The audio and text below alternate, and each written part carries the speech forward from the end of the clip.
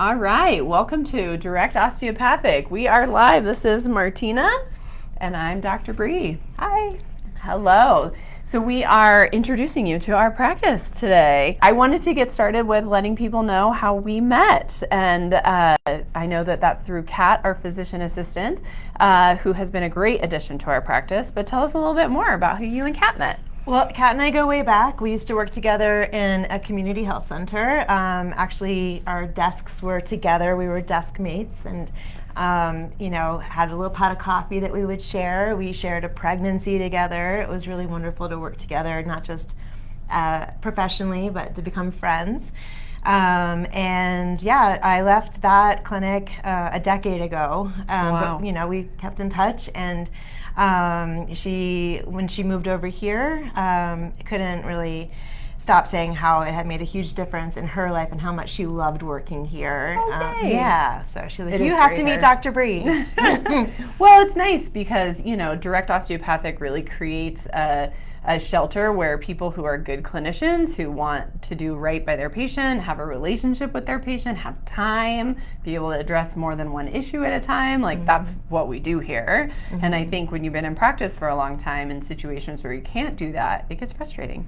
Yeah, and I think that's how we started this conversation, maybe a little over a year ago. I was sharing with her that, a few things, getting a little bit tired of the hamster wheel, and also having an interest in other areas that maybe aren't as traditionally acceptable in our healthcare system of interest, like lifestyle medicine or Reiki, heart math, and not being able to have that element of creativity that I think you and I have discussed. It's really important in clinical practice, and needing to learn new things. Absolutely. Yeah. I mean, we learn new things all the time, and then we're able to create new programs here and be able to, put things together from traditional medicine and holistic and alternative medicine. And I'm always on that cutting edge of what's new and what are we learning, and then we can implement that here because we are a small practice and we don't have all the bureaucracy and the red tape to stop us from doing anything. I mean, we were able to create a whole new program last year. This time last year we did our brain health program, which I know you were interested in learning as you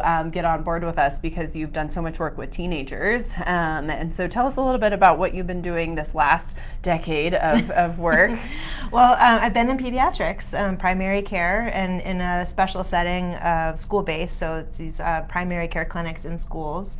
And really, I think primary care is a very broad umbrella term that does involve a lot of mental health. If you're bringing up teenagers in the 21st century, that is definitely going to be part of it.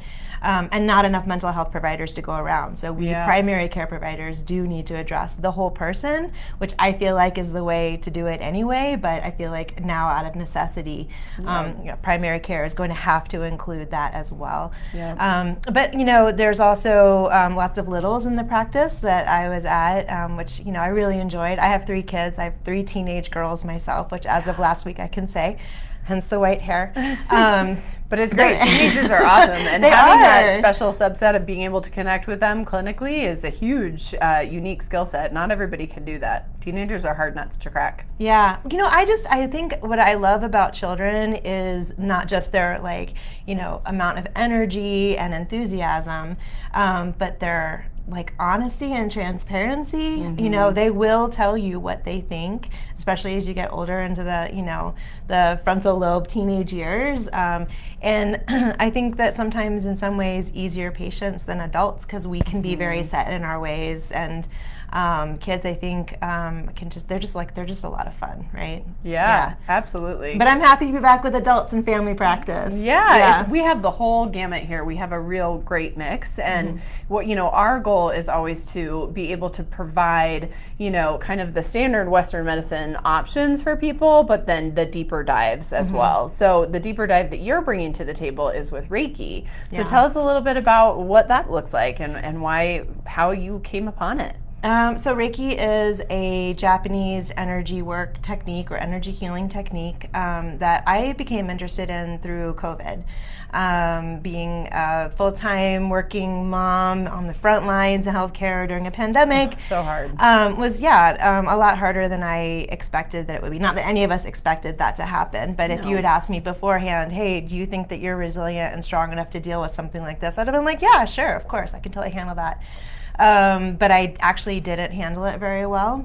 And I think that surprised me, and it did kind of lead me to feel a little panicked, like, what do I do now? And I tried a lot of things, and I had never heard of Reiki before, and just randomly heard of it one day and just thought, oh, I think I want to try that. And it was not a cure-all. It didn't make a huge impact on my life, but the change was palpable, and in a way where I felt more resilient. After just a few sessions, I had less anxiety. I found myself a little bit more grounded, and just maybe just able to cope in a much healthier way. That's great. Yeah, filling up your cup a little bit. Yeah, totally. Right. And so then I was like, well, this is awesome. I want to learn more. And so I did the first level of training, which is really just based on you healing yourself, right? It's about the techniques for yourself first before you would want to share it with somebody else, which I think is something that we're really missing in medical education, as well Absolutely. as any of the helping professions, where you're giving of yourself so much, but we are not trained in how to take care of ourselves first, right? So then I loved that so much that I went on and I learned the next two levels. The missing piece has been, how to incorporate that into my clinical practice, because there's just so many ways that you can use Reiki to help support and be a part of a greater plan of care. It's probably never going to be like the one thing, the only therapy, the only treatment, but it can be very effective as an adjuvant treatment. Yeah. And so blessed am I to be in a clinical environment now where that is actually going to be a reality. And it has barely just started to set in yet, and I'm very excited about it. Well, it's funny because when you and I first met and we were talking about adding and expanding our practice to include, more offerings with direct primary care, I was thinking about the Reiki option. You came here to give me a treatment, and then we started talking about how we both come from a long line of women healers, and I thought, oh, well, then you're hired. Plus, to be honest, your Reiki session was really great. Thank you. And it, reminds me, I've had just a little bit of Reiki, but, decades of osteopathy and lots of experience with acupuncture and other healing modalities. And I think what really is unique about it, even though it's not osteopathic, it's the same philosophy that we have as DOs that separate us from, traditional medical doctors, in the fact that, Western medicine is about find it, fix it, and make it go away. And that's fine. Finding it and fixing it and making it go away is always useful. There's nothing wrong with that. But the healing, alternative medicine healing modalities like Reiki, osteopathic hands-on treatment, and acupuncture, homeopathy is another one.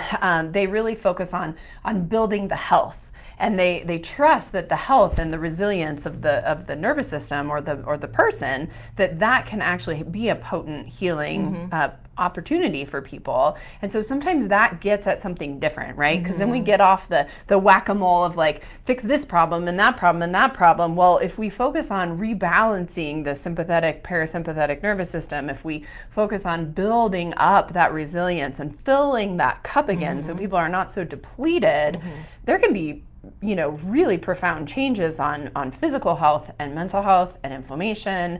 It can really be quite impressive, actually. Yeah, absolutely. So when you work with somebody with Reiki, what would you say it's good for? People always wonder, what is that good for? Pretty much anything, to be honest. So I think common things that people seek it out for would be, mental stress, anxiety, difficulty sleeping. Oh yeah, that's a big one. But also, pain, headache, joint pain. About belly symptoms? I was just going to say stomach IBS, aches. Yeah. So there's a gut-brain connection, right? So Reiki is really good at that. It's also really good for, in my personal experience, symptoms of burnout. So for those of us who are in the helping professions, that can be very helpful, or just caregivers in general. Yeah. So people who are in the sandwich generation of life, right? So you have the aging parents and the children who are still in school and juggling all of that with everything else. Kind of can help give you some sense of resilience, right? Yeah. But I think just carving in that time for yourself that you can fill back up again can be really potent for people. And what I've been sending over to you for Reiki in our practice lately has been people I've been working with that osteopathically, mechanically, they've been working on something, but I know they're carrying those suitcases or those heavy weights. Somebody described them yesterday as the boulders that they've been carrying since COVID, or a sick family member, or balancing all the pieces. And then of course in women, we see that show up in perimenopause and PMS symptoms, and that whole kind of milieu gets going. And sometimes just pausing to have a potent therapeutic session like Reiki can make a huge difference to just kind of reboot. Yeah, totally. Because I think like we have things that aren't ours, right? That we kind of like collect and shove down, or we have personal experiences that leave their mark, if you will, on us energetically. It's important just to note that Reiki is therapy, but it's not therapy. So one wouldn't really expect to come in and tell me all about it, because that's not really necessary. Like you were pointing out, your body is able to heal itself. And the point of Reiki is that when you have somatic presentation, like headache, body pain, stomach ache, insomnia, anxiety, these are things that your body you're telling you that you have something you need to work on. And sometimes just being able to kind of clear things out energetically can help your body then work on those things where it might be the missing piece. If you have like a triangle and you've got the, I guess back in the early aughts, late 90s, is like mind, body, spirit. Yes. But if you think about your physical body, your emotional body, and your energetic body, we do a really good job, I think, in general in healthcare, we work on the physical body. Exercise. And then as I was alluding to, there is more and more in primary care of dealing with the emotional body, because we're learning, hey, if you're really stressed, you're going to have headaches. Even if I give you all the medications for your headaches, you're still going to have them if you're not sleeping and you're stressed all the time. The missing leg to that triangle oftentimes is the energetic piece. Absolutely. So we could be throwing all that we can at the physical and energetic body, but the physical and emotional body, but we're not addressing the energetic aspect of it. Where sometimes that is just like that one little missing element. Whereas Reiki doesn't really stand on its own as a way to treat headaches. Right. However, you've thrown everything at it and you're still having those headaches. Maybe looking at your energetic health is Yeah, absolutely. And I do tell people that they don't have to talk about it. If they've been carrying that heavy weight, what's nice about it is you don't have to dive into it.